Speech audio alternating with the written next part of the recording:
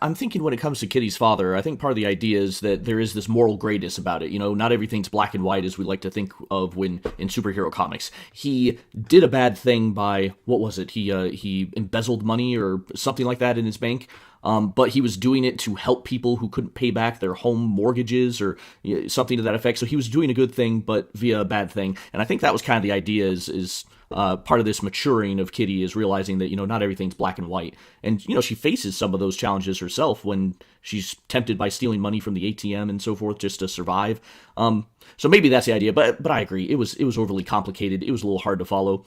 I did like the fight in this. I thought that was fun. There's a good variety of locations, like the pachinko parlor and the elevator, so that was fun.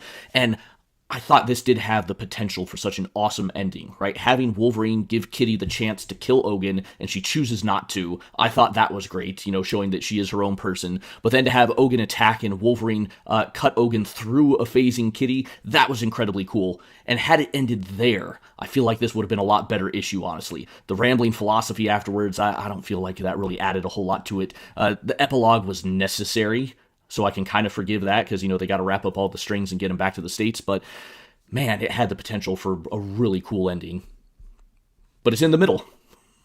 Yeah, yeah. And at the end of the day, if this was a 3 or 4 issue miniseries, maybe it wouldn't get as much hate from me as I've been giving it. But I'm glad it's over. I feel like it really drug down the volume overall, just because it was so long. And look, it's written by Claremont, and we're going through 19 years of his stuff here, and he's got a lot of good stuff. But there are times where he just meanders some, and I think we talked about this a bit with the what was the Brood Saga, right? In that, like, there was some cool stuff that happened in the Brood Saga, but also there was just some weird stuff like space whales out of nowhere, and clone Storm's body and things like that. And that went on a little bit too long too. So he's not above reproach, so to speak. Yeah, and any of these guys who have been on a book for as long as Claremont has, right? Or any of these guys who've just been in the industry for ages, they're going to have ups and downs, and there's nothing wrong with that. We're human. That's what it is. And I'm sure for some people, this is their greatest X-Men comic that they grew up with and loved, right? And that's okay too. And honestly, like, I'm just not a fan of Ogun as a villain because I was flipping around to some different things, and he shows up in towards the end of Excalibur. I think there's either a mini series or there's a couple issues with Kitty, him again.